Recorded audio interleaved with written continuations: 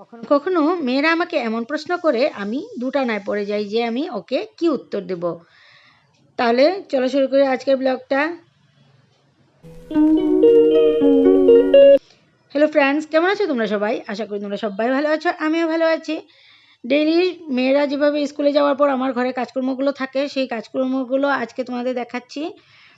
সব সকালের কাজকর্ম, কিছু এক্সট্রা কাজকর্ম থাকে, সেগুলো করে বাজার টাজার গুছিয়ে তারপর দুপুরের জন্য সবজি টবজি কেটে তারপর আমি রান্নাঘর গুছিয়ে তারপর ঘরের এক্সট্রা কাজকর্মগুলো করে ঘরদোর গুছিয়ে তারপর আমি স্নানে যাই। স্নান করে পুজো দিয়ে তারপর এসে দুপুরে রান্নাটা করি। সেভাবে আজকেও আমি সেই রুটিন মতনই কাজগুলো করেছি। এবার তো মেয়েরা বেরিয়ে গেছে স্কুলের জন্য, আমার হাজব্যান্ডও বাজারে এনে দিয়ে নিয়ে বেরিয়ে গেছে অফিসের জন্য, আর আমি রয়ে গেলাম আমার কাজকর্ম সাথে, আর কাজকর্মগুলো করছিলাম। আর বিকেলে আজকে একটু এক্সট্রা ক্লাস আছে বড় মেয়ের, তাই যাব, তাই আমার একটু তাড়াহুড়ো আজকে। যেই দিন এক্সট্রা ক্লাস থাকে বিকেলে, তাই সকাল থেকে আমি আর না বসে এনে এক চাপে কাজকর্মগুলো করে তারপর আমি বসি। যেহেতু ছোটো মেয়ে একটু রেস্টে আছে অনেক দিন থেকেই, ডক্টর বলেছে ওকে একটু রেস্ট দেওয়ার জন্য, তাই ওকে রেস্টে রেখেছি। আর বড় মেয়ে একাই একাই এক্সট্রা ক্লাসগুলো করছে। আর বড় মেয়েকে যখন আমি নিয়ে গেলাম তখন ছোটো মেয়ে আমার সাথে ছিল। আজ আমার ছোটো মেয়ে আমাকে একটা প্রশ্ন করে বসলো। প্রশ্নটা শুনে আমি অবাক। আমি বললাম, তুই কোথা থেকে এই কথাগুলো শুনেছিস? ও বলল, সেটা আমি স্কুল থেকে শুনেছি, কিন্তু তুমি আমাকে বলো যে আমার বা দিদিভাই জন্মের সময় তুমি কি চেয়েছিলে? আমি একটু সময় নিলাম ওর কাছ থেকে। বললাম, তুই কি বলতে চাইছিস, ভালো করে আমাকে বুঝিয়ে বল। ও বলছে যে তুমি আমাদের জন্মের সময় কি চেয়েছিলে, ছেলে হবে না মেয়ে? আমি মনে মনে ভাবলাম, আজ পর্যন্ত আমি ওদের সামনে বলিনি কখনো যে আমি ছেলে চাইতাম বা মেয়ে চাইতাম, বা ওদের উম, মানে লালন পালনে আমি কখনো একটা ছেলে বা মেয়ের যে ডিফারেন্স থাকে সেগুলো কখনো করিনি, বা আমি আর আমার হাজব্যান্ডও কখনো বসে কথা গল্প করি না যে আমাদের ছেলে নেই, ভবিষ্যৎ কী হবে এই সেই, কখনো আমরা এইসব আলোচনা করি না ঘরে। মেয়ে দুটো পেয়েছি, সেই আমরা এইভাবেই চালিয়ে যাচ্ছি যে ভগবান যা দিয়েছে একটা ভালো বুঝেই দিয়েছে, বা দিয়েছে যে সন্তান, এটাই আমাদের কাছে অনেক বড় কথা। তাহলে ও আমাকে এই প্রশ্নটা কেন করলো? আমি একটু থামলাম, তারপর ভাবলাম যে একটা ধামাচাপা দিয়ে একটা উত্তর দিয়ে দেব, যেভাবে আমাদের বড়রা আমাদেরকে ধামাচাপা দিয়ে সবসময় উত্তর দিয়ে দিত না, মানে ভালো করে বুঝিয়ে বলবো আর সত্যিটা বলবো। তখন আমি ভাবলাম, আজ যদি আমার কথার মধ্যে হেরফের রয়ে যায়, আমি তো আবার ভুলে যাব কি বলেছিলাম। আর সত্যি কথাটা যদি না বলি তাহলে আমি আবার ভুলে যাব কি বলেছিলাম ওকে। আর জীবনে ও যখনই আমার মুখে কখনো যদি শুনে নেয় যে আমি কি চাইতাম আর ওকে আমি কি বলেছি, সেটা যদি জানতে পারে, তো সারা জীবন আমাকে অবিশ্বাস করবে, বা আমার যে কোনো কথার উপর ও ভাববে যে মা এই কথাটা বলেছে মুখ দিয়ে, কিন্তু মার মনে আরেকটা কথা।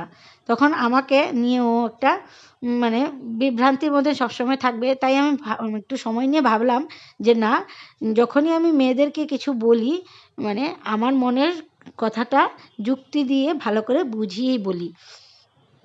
তাহলে আজও আমি উত্তরটা ঠিকই দেব। কিন্তু আমার মনটা একটু দুঃখিত হয়ে গেল যে ও এরকম প্রশ্নটা কেনই বা করলো। তারপর ওকে আমি বুঝিয়ে বললাম যে তোর দিদিভাই যখন জন্ম হয়েছিল আমি চেয়েছিলাম আমার একটা ছেলে হোক, তাহলে আমি একটা সন্তান নিয়ে আমি সুন্দর করে জীবনটা কাটিয়ে দেবো। তখন দেখলাম যে আমার একটা মেয়ে হয়েছে। তারপর আমি দেখে বললাম যে না, ঠিক আছে, ভগবান যা দিয়েছে আমি খুশি আছি। ও জিজ্ঞেস করলো পাপ্পা কী করেছিল? আমার পাপ্পা খুব বেশি খুশি হয়েছে যে একটা ফুটফুটে মেয়ে হয়েছে। তারপর আমাকে এনে দেখিয়েছে, দেখো দেখো, তোমার মেয়েটা পুরো তোমার মতনই হয়েছে। আমিও দেখে দেখলাম যে না, খুব ফুটফুটে একটা সুন্দর মেয়ে হয়েছে, আমি খুশি হয়েছি। তারপর জিজ্ঞাসা করলো যে ওর জন্মের সময় আমরা কী ভেবেছিলাম?